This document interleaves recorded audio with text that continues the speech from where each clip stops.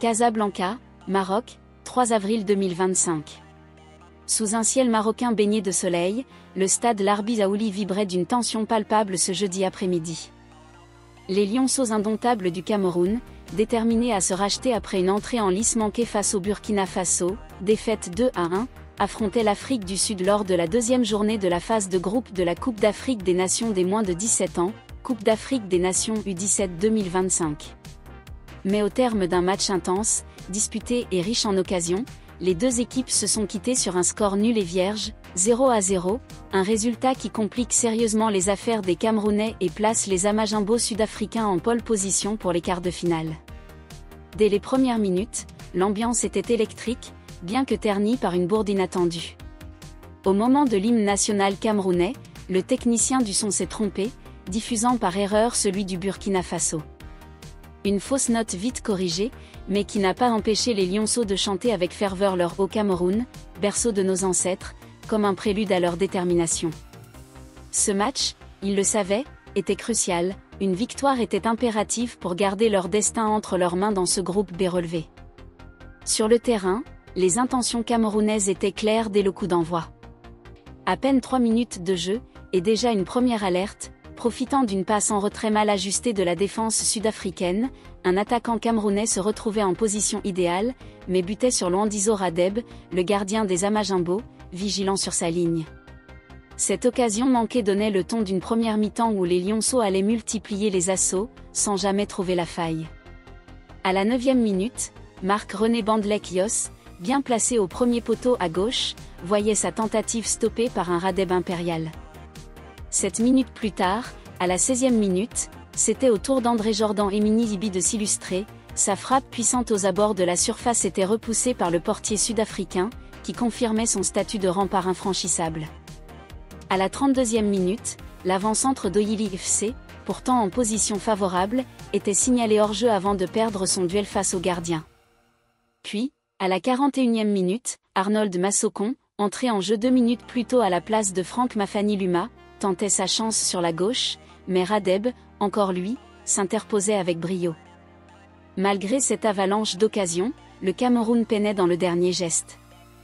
Les lionceaux, volontaires et entreprenants, se heurtaient à une défense sud-africaine bien organisée, emmenée par un bloc bas et discipliné. Les Amajimbos, forts de leur victoire inaugurale contre l'Égypte, 1-0, semblaient satisfaits de laisser venir leurs adversaires pour mieux les contrer. À la 23e minute, ils se procuraient d'ailleurs une situation litigieuse. Saint-Fiou Mlondo, après un duel dans la surface camerounaise, réclamait un penalty, mais l'arbitre restait de marbre. Les ralentis donnaient raison à cette décision, aucun contact clair n'étant visible. Le Cameroun, lui, continuait de pousser. À la 31e minute, Bondoma s'échappait dans la profondeur, mais sa frappe, complètement dévissée, filait loin du cadre.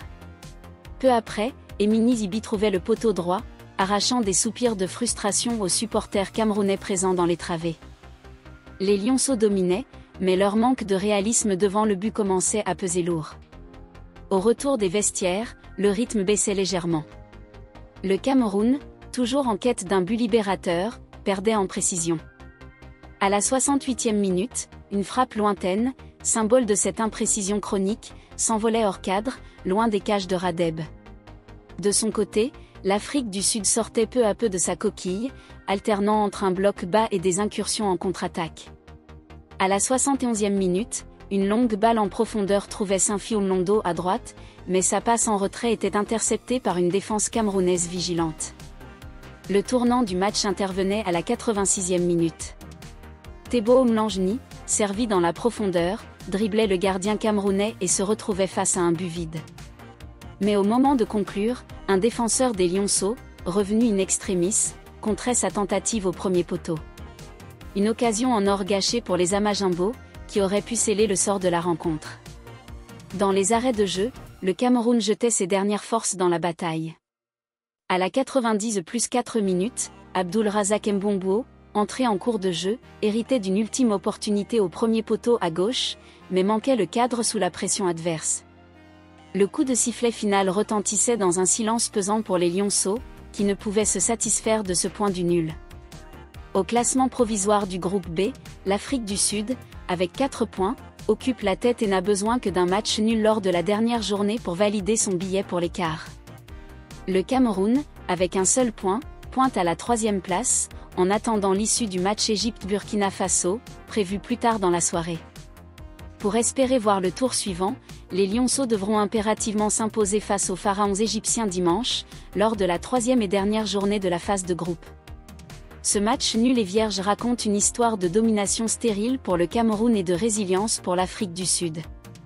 Les Lionceaux indomptables ont eu les occasions, la possession, l'envie, mais pas la finition. Face à eux, les Amajimbo ont su faire le dos rond, s'appuyant sur un gardien en état de grâce et une défense imperméable. Ce contraste illustre une vérité universelle du football: la victoire ne se joue pas seulement sur l'intention, mais sur l'efficacité. Pour les supporters camerounais, ce résultat est une douche froide. Après une première défaite face au Burkina Faso, ce partage des points sonne comme un avertissement. Le rêve d'un sacre continental chez les U17 s'éloigne, mais il n'est pas encore éteint. Tout se jouera dans un ultime duel face à l'Égypte, un adversaire redoutable qui pourrait bien sceller le destin des Lionceaux. Au-delà de ce match, la Coupe d'Afrique des Nations U17 2025 s'annonce comme une édition palpitante. Les jeunes talents africains, à l'image de Radeb, Mlondo ou Emini Zibi, démontrent un potentiel immense, promettant un avenir radieux au football du continent. Pour le Cameroun, cette génération doit maintenant transformer ses promesses en résultats concrets. Le rendez-vous est pris pour dimanche, dans un match où la victoire ne sera pas une option, mais une obligation.